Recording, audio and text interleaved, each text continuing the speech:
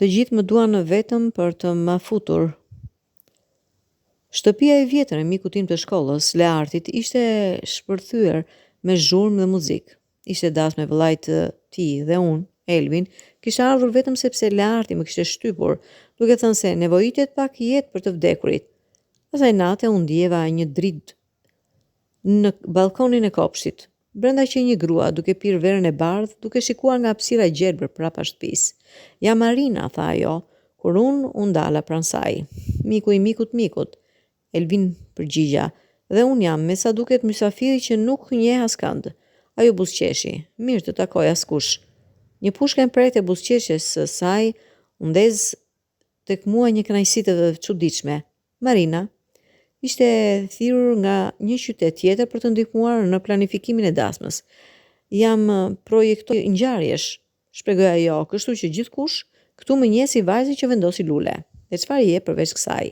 Pyeta duke u mbërthyer në balkon. Heshtja e saj ishte goxha e gjatë. Për momentin asgjë tjetër. Ishte fjalë kyçe. Për momentin u takuan përsëri në qytetin tim pas 2 javësh.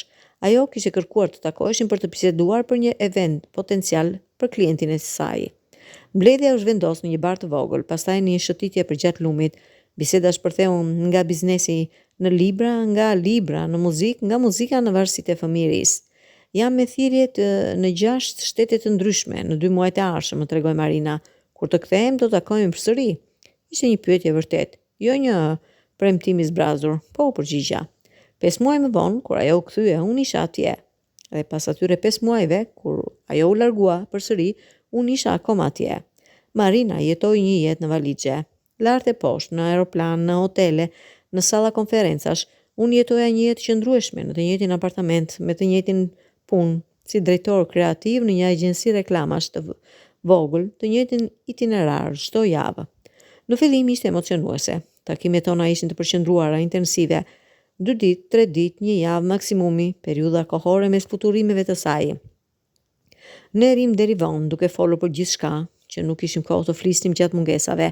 Ishte si të jetonim një roman të shkurtër çdo herë. Por pastaj, pak nga pak, fillova të ndjej një model. Unë isha një vend pushimi, një vend ku Marina mund të kthej për të pushuar, për të rilindur, për të marrë dashuri dhe vëmendje para se të fluturonte përsëri. Në mesin e fluturimeve të saj nuk ishte asgjë. Jo biseda telefonatash të gjata, ajo ishte shumë e zënë. Jo mesazhe të shpejta, koha e saj ishte çmuar. Kur isha me të, isha i tërësisht i saj.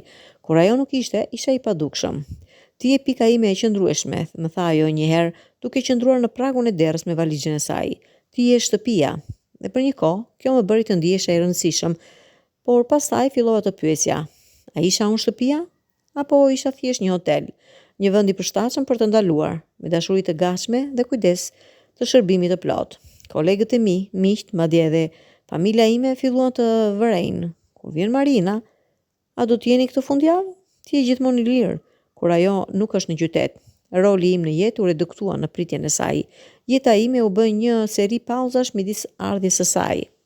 Një natë, pasi ajo u largua pas një vizite të shkurtër 3 ditore, ula në divanin tim dhe pash përreth. Apartamenti ishte i pastër. Ajo kishte kërkuar këtë.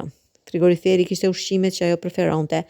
Nuk pija qumësh me laktozë, por ajo e bëri. Muzika që dëgjoja ishte e artistëve që ajo kishte prezantuar. Në 2 vjet, jeta ime ishte bërë një thirrje, një shtirje e shtëpisë së saj portative. Më duhet të pranoja të vërtetën. Të gjithë më donin vetëm për mua, jo për mua, por për rolin tim, për lehtësinë time, për gatishmërinë time, për të rregulluar planet e mia rreth orarit të saj, për mënyrën se si unë e bëra jetën e saj të lëvizshme, të qetë, pa kërkuar asgjë që mund të shqetësonte ekuilibrin e saj. Konfrontimi erdhi në një mbrëmje vjeshte. Ajo kishte ardhur për 1 javë, por 3 ditë para se të largohej mori një telefonat. Një klient i madh kishte nevojë për një takim të papritur në Zvicër. Ajo do të largohej nesër në mëngjes. E kuptoj tash, ndërsa ajo paketohej. Puna është punë. Ajo ndal. Je i mërzitur, tha? Jo si pyetje. Po, jam i mërzitur sepse dua një partner, jo një mysafir. Dua dikë që është këtu. Dhe kur nuk ka asgjë emocionuese për të bërë. Dikush që mund të ketë një grindje dhe të qëndroj për ta zgjidhur atë. Dikush që më njeh më shumë se si e bëjnë shtratin e tij. Ajo ul në shtrat, duke parë valixhen e hapur. Unë Unë të dua, Elvin, ti e di këtë. Po, pranova, por dashuria nuk është e njëjtë me pranin. Dashuria nuk është e njëjtë me angazhimin dhe unë nuk dua të jem më një pronë e përshtatshme. Ajo nuk u largua atë natë. Biseduam deri në agim. Ajo më tregoi për frikën e saj, për t'u fiksuar, për mënyrën se si nëna e saj kishte humbur veten në martesë, për nevojën e saj për kontroll. Unë i tregova për ndjenjën time të padukshme, për mërzinë time të thellë, për dëshirën time për një partner, jo një skedul. Nuk ishte një zgjedhje lehtë. Ajo nuk anulloi fluturimin, por ajo bëri diçka tjetër. Ajo kërkoi një pushim nga puna e saj, një muaj, pa planifikime, pa udhëtime të biznesit. Atë muaj ishte më e vështira për të dy. Ajo ishte e pasigurt, si një kafshë në kafaz. Unë isha i friksuar se do të mërzitesha, se nuk do të isha më i mjaftueshëm pa misterin e ardhjeve dhe largimeve të saj. Por diçka e bukur ndodhi. Ne mësuam të debatonim për ato që nuk kishim rëndësi për të debatuar. Ne mësuam të qëndronim në heshtje pa u ndjerë të sikletshëm. Ne mësuam të shikonim filma të këqij dhe të ankoheshim për motin. Ne jetuam në monotoni dhe zbuluam se në mes të kësaj kishte një thellësi që nuk kishim parë më parë. Në fund të asaj muaji, Marina bëri një vendim. Ajo do të reduktonte punën e saj të udhëtimeve, do të hapte një digë të vogël në biznesin e saj lokalisht. Do të jetonte vërtetësisht në qytetin tim. Nuk e bëj këtë për ty, tha ajo. E bëj për mua, sepse kam nevojë të mësoj se si qëndroj në një vend dhe dua ta mësoj këtë me ty. Sot, një vit më vonë, Marina akoma udhëton, por më pak. Dhe ndonjëherë unë shkoj me të. Ne jemi dy njerëz që mësuam se dashuria nuk është për të zënë vend, por për të ndërtuar një shtëpi. Dhe ndërtimi kërkon kohë, prani dhe më e rëndësishmja, dy persona që janë aty për të hedhur tulla, jo vetëm për të kaluar pushime. Prandaj, po, dikush mund të më donte vetëm për t'i dhënë qëra, për lehtësinë time, për rehatin time, por dashuria e vërtet, dashuria që zgjat, vjen kur dikush zgjedh të paguajë hipotekën me ty, në të gjitha ditët e mërzitshme, të zakonshme, të padukshme, sepse kjo është ajo që bën një shtëpi dhe një hotel vetëm një vend për të ndaluar.